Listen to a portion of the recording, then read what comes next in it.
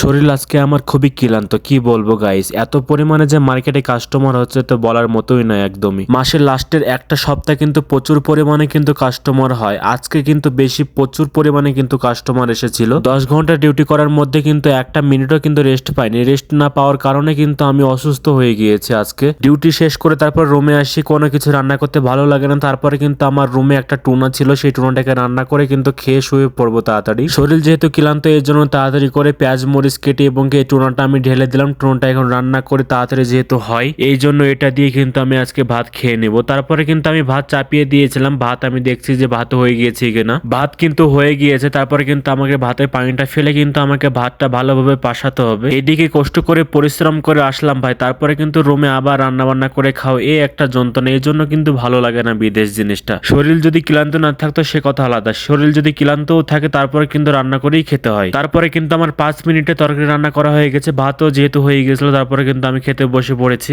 অনেকদিন কিন্তু লেট করে 9টা-10টার সময় কিন্তু খাই, আজকে কিন্তু 7টার সময় কিন্তু খেয়ে ফেললাম। যেহেতু আজকে কাজের চাপ ছিল, বেশি রাত জাগা হবে না, তাড়াতাড়ি কিন্তু খেয়ে দিয়ে আমাকে শুয়ে পড়তে হবে। খাওয়া দাওয়া করার পর পানিটা পান করে নিলাম। আলহামদুলিল্লাহ আমানা রসাগান আজালানা মিনাল মুসলিমিন।